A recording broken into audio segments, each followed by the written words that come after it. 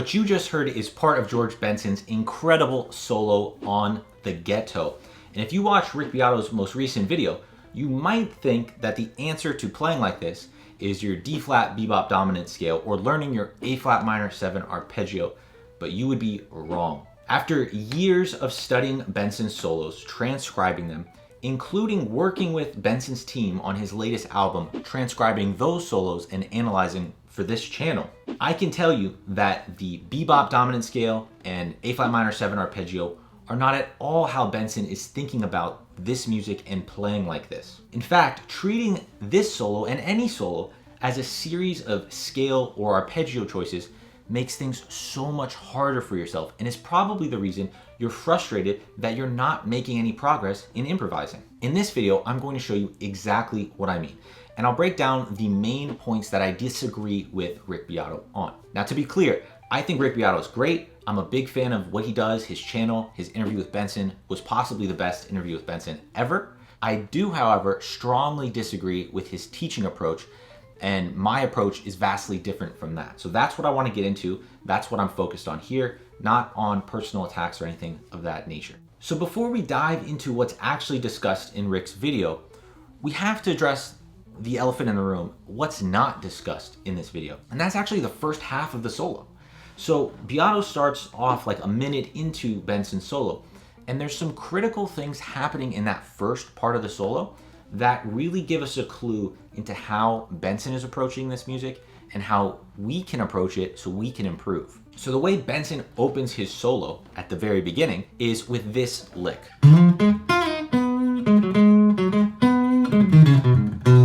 Sounds familiar, right? That's because later on in the solo, Benson plays something that's almost exactly the same. This is what Beato plays in there. So this gives us our first clue into how Benson is actually approaching this. Look at that! My guitar is a clue! And it's not a scale, right? That was a certain phrase that we worked with and varied. We're gonna get more into that in a little bit. Now, the second thing is Rick starts talking about the feel of Benson and how that is critical to what makes him sound so great. And that is true.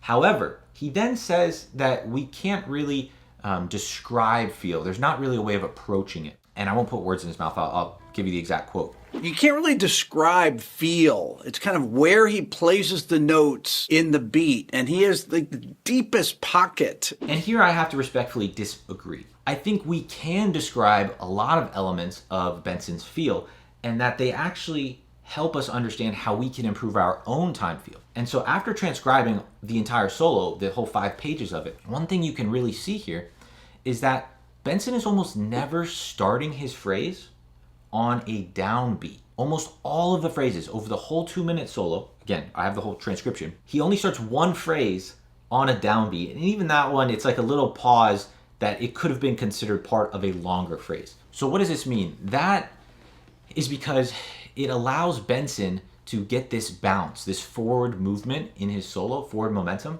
And when you're starting off, you're much more likely to just be feeling the beat in a very strict way where your phrases will start and end on downbeats. And this is very important to the approach to learn this. Why? Because when we play scales and arpeggios, what do? We usually start them on downbeats. We're playing through this A-flat minor pentatonic.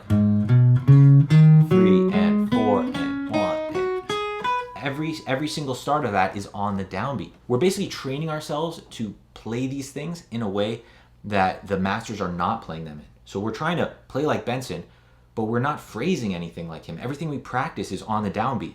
And then most of what Benson's playing in this solo, at least, is phrases starting on upbeats. This is another clue to getting closer to Benson's approach. Our second clue. The second phrase that Beato talks about from this solo, after the whole, after that, is this really interesting arpeggio that Benson plays, right? Now this, I'm a little bit confused why Rick is explaining it in this way, because Rick obviously has great theory knowledge, but the way he describes this arpeggio, he's playing all the correct notes, but he describes it in a way that, let's just call it inaccurate. He calls it a D-flat 7 and A-flat minor arpeggio. And right there, he's outlining a D-flat 7 chord and an A minor 7 chord. It's like he slides into the third. That's A-flat minor right there. If we just look at the notes by themselves, we have an F minor 7 flat 5 arpeggio. Rick definitely knows that just based on those notes. With his theory knowledge, that's going to be obvious to him. So I'm not sure why he calls it a D-flat 7 arpeggio, especially because we don't even have the D-flat note of that arpeggio. Now, another way to think about this arpeggio in the context of D-flat would be a D-flat 9 arpeggio because of that E-flat, just without the root. So it's basically omitting the D-flat.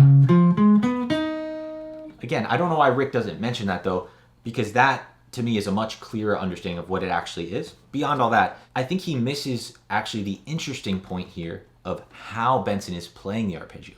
And this is one of the key secrets to Benson's mastery, is Benson has figured out in so many situations, triads, arpeggios, chromatic lines, so many things of how to play it so well on guitar. And that is one of the things that he's figured out. That's one of the things you want to get from Benson. And this is a big part of it. So if we just look at how he's playing this, that's the most important part of this. We actually need to understand, like on guitar, where is he playing this? The shape of that. So when I talk about shape, I'm talking about not just the notes themselves, F, A flat, B, C flat, E flat. I'm talking about what position that is on guitar. What is the orientation of those notes on the strings. And so we get this pattern. So we have a slide in here, but ignore the slide for a second. We start on this F, and then we have down, down, down. And this is really cool because then in this 2-octave format, we can slide up and do the same shape. And that's the way you need to be playing these arpeggios to play them as fast and accurately as Benson does. We need to talk about that. That's what's actually... And then he ends on an A flat. But this is not an A flat minor triad out of context. It's part of this pattern. He just ends on an A flat. At this point, Beato starts to talk about other things like arpeggios you should learn, including A flat minor 7 arpeggio, which sure, the song is A flat minor 7 and D flat 7. It's not going to be a bad thing to learn an A flat minor 7 arpeggio. However, Benson literally only plays an A flat minor triad in this solo. When he goes, he never plays an A flat minor 7 arpeggio. He plays other arpeggios that are interesting over this, such as F minor 7 flat 5. And then later in the solo, he plays a B major 7.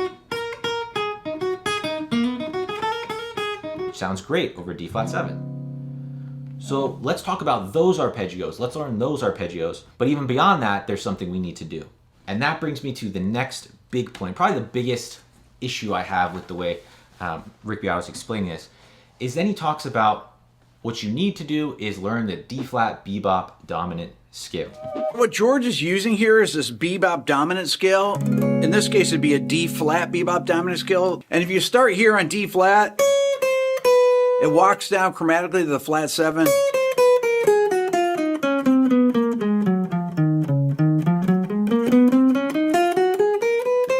And look, I'll be the first one to admit, I even have a book on bebop dominant scales back in the day. Some of you may have even bought that. But since then, I've really gone away from focusing on scales because it doesn't work with the students. And I've seen this from my own members of Chase the Guitar Academy. What really helps them make progress is getting away from scales and moving towards one other thing, which I'm going to mention. And the issue here is that I'm not sure if Beato here, in the way he's describing it, is looking at the actual solo, or sort of just assuming based on the bebop language that Benson's playing, that it is part of the D flat bebop dominant. Because when you actually look at what he's playing here, he doesn't play the D flat bebop dominant scale. And it's interesting too, because Beato actually doesn't even give an example from the solo. He just says what he's using is this, then Beato plays over the D flat bebop dominant, and then goes to something else. So there's not actually a reference to Benson doing that, which is important. We need to reference the actual examples that we're looking at here. What Benson's doing is targeting certain notes and playing certain language, certain phrases over these chords. Let's take an example here using that arpeggio shape, right? That's one that Benson's using on this solo. Well, wouldn't it be great if we had an example of Benson using that same shape in the past, in other solo examples? Well, we do. On Benson's solo on Benny's Back from George Benson Cookbook, around minute 3:46, Benson plays this phrase, and I'm going to talk about it. It uses that same arpeggio shape and some other things that relate to using scales versus what I'm talking about for language. So this is the phrase.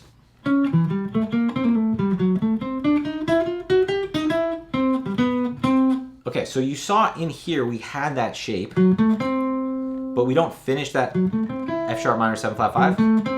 Benson goes into a blues lick, right? So it's this arpeggio into blues vocab. What comes before that? Now this is something that I see a lot of people, I don't know if Beato describes it like this, so I'm not going to say he does, but a lot of people will describe that pattern as, oh, that's coming from D harmonic minor scale. It's not coming from D harmonic minor scale. This is a phrase. This is a unit in and of itself. This pattern, that is the order of those notes. In the same way that if you mixed up the letters of a word, you wouldn't say it's still that word. It's now some random jumble. It doesn't make a concept from that reordering of the letters, right? We have words that are letters in a certain order, and then those are distinct forms to convey an idea. It's the same thing with these musical phrases, musical vocab. That's why we use that term, vocab. And so this is a, it's usually termed like a Charlie Parker phrase. He kind of came up with this bebop language. And that's just what Benson's using. He's taking phrases that he's learned and tying them together into other phrases. It's not about the scale. We can use a scale, D harmonic minor, to describe the notes of that phrase. It does not mean that the description, the scale description, is the thing we're playing. Does that make sense? That might rewind and listen back to that part.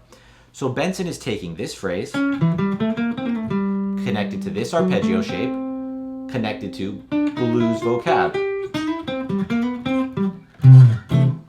That is how you improvise. And even when we look at some of these chromatic phrases that Benson's using in here, right? So he plays. There's no D flat bebop dominant here. Even the beginning of that phrase.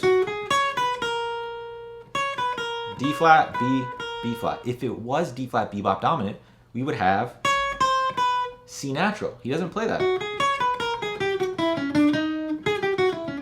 This is all chromaticism and enclosures to get to target notes. I've talked about it a million times. There's a bunch of lessons on my channel to get to that note. You can even hear your ears leading you to that note.